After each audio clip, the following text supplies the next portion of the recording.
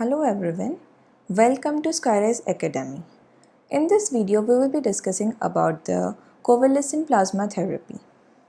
With the corona pandemic, it becomes important to know about this therapy as it seems to give promising results.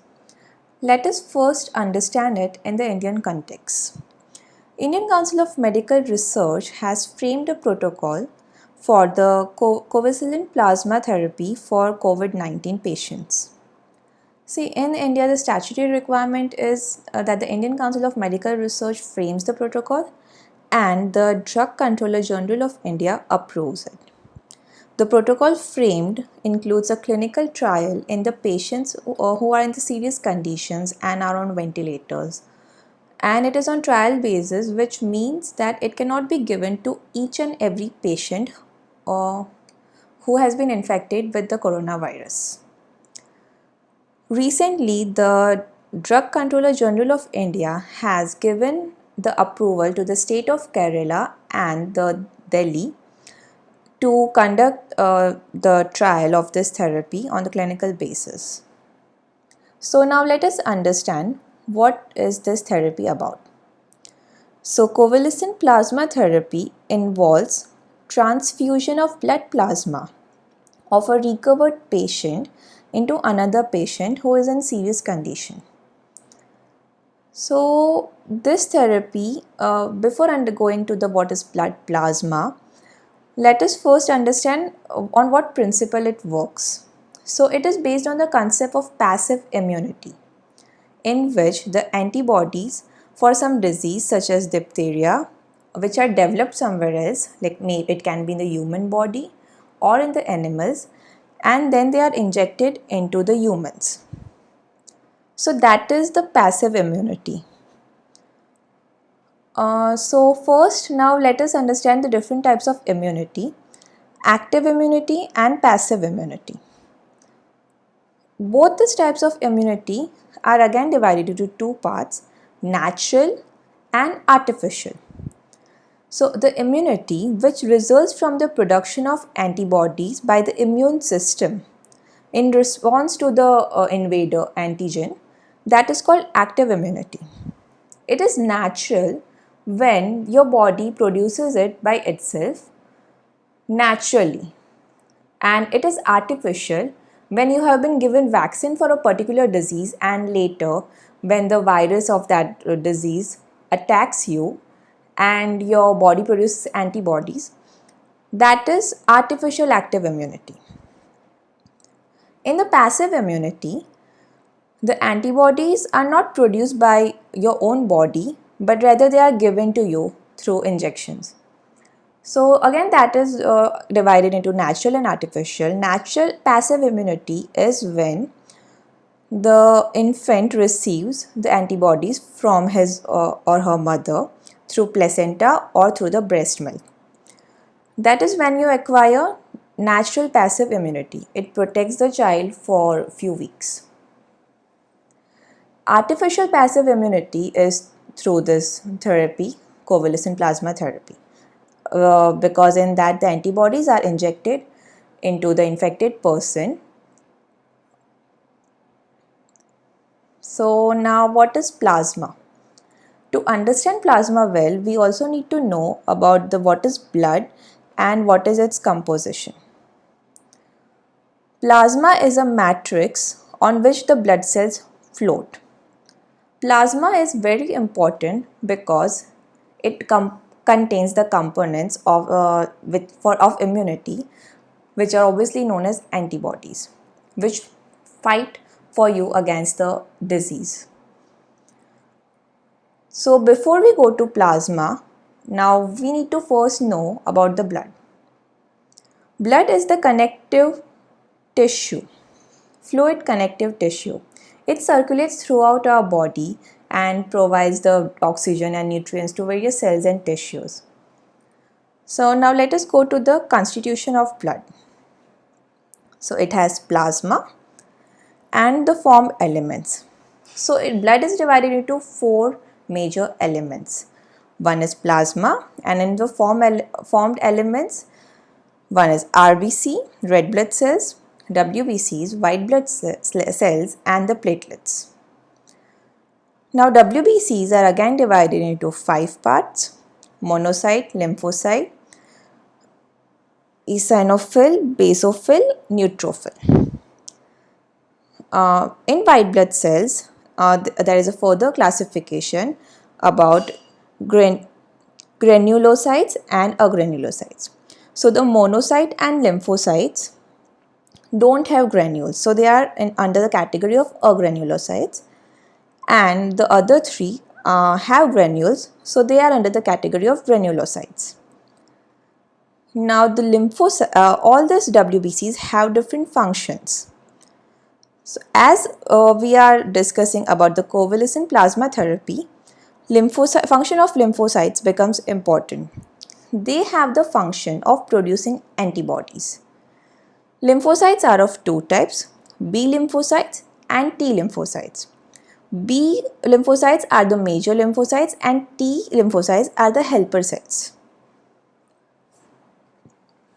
So in the blood, liquid state of the blood can be contributed to the plasma as it accounts for 50 to 55%. It is pale blue in color and when separated consists of various salts, nutrients, water, enzymes, proteins and other components necessary for health. Hence, blood plasma transfusions are given to patients with liver failure and life-threatening injuries. And the other WBCs and platelets account for less than 1% of the blood, and RBCs account for around 45% of the blood, which gives red color to the blood. Now let us understand what does antibodies actually mean. Antibodies are also known as immunoglobulins and they are basically Y-shaped proteins. They are secreted by the immune cells called B lymphocytes. We have seen in the previous slide that lymphocytes are a type of WBC. So, antibodies are secreted by B lymphocytes when they encounter an invader such as coronavirus. Immune system designs an antibodies that are very highly specific to the each invading pathogen. So there are different antibodies for different kinds of pathogen. This antibodies which are produced by the B lymphocytes become plasma cells when activated by binding with a specific antigen. So they are basically warriors who fight an invading pathogen, which is known as antigen, also known as immunogens, to defeat it. So that's why the plasma is extracted from the blood in this treatment and it is transfused to the sick patient so that he can recover during that time. Because the blood cells have the memory cells so that they can identify and defeat the same enemy if and when it invades again. So this is the whole treatment about. So during the treatment, the blood is drawn from a person who has recovered from COVID sickness. So his body has already produced the antibodies, and again if the coronavirus attacks him, the antibodies will be produced and he will be protected. So that's why the blood is removed from his body and the serum is separated to check for the antibodies, because we want the antibodies to be injected in another patient who is unable to recover and who is in a serious condition. So that serum is then administered in the COVID-19 patient and then he acquires artificial passive immunity.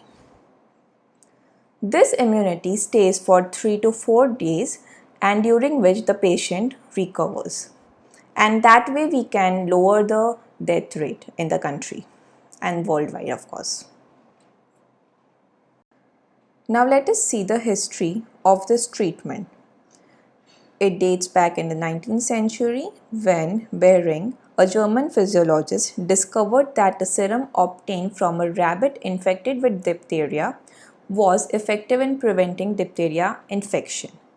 He won a Nobel Prize in Medicine for it in 1901, but that time antibodies were not known, and because the impurities were also included in that serum, it had caused substantial side effects.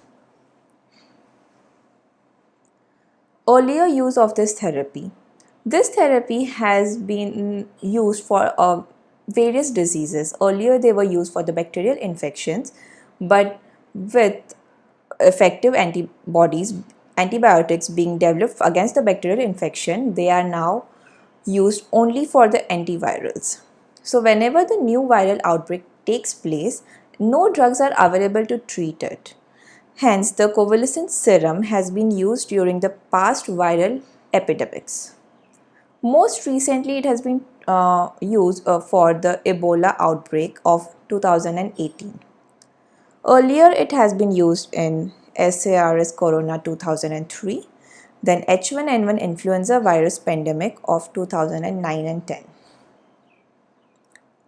Now let us see about the challenges. Worldwide, this therapy is not very simple because it is very difficult to obtain that significant amounts of plasma from the survivors, because they feel already weak, and most of the victims in COVID-19 are aged and they suffer from other ailments such as diabetes, hypertension, and so on.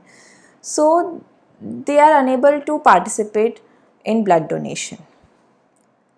Other key challenge specific to India is the non-availability of the kit for checking antibody level in plasma. That kit has to be exported from the other countries, and because of the lockdown scenario, it could delay the process. Recently, the Delhi government has urged people to donate the blood so that plasma can be extracted and the trials can be begun to lower down the death rates and contain the virus. Thank you, Skyrisers. If you have any query, or if you want to ask anything about some other concept which is not clear to you, you can always mail us or write us in the comment section, or you can even visit our site as shown. And this PPT can be downloaded by you. The link is available in the description of the video. If you haven't yet subscribed our channel, do subscribe it to get notified about the important videos for the UPSC exam. Thank you.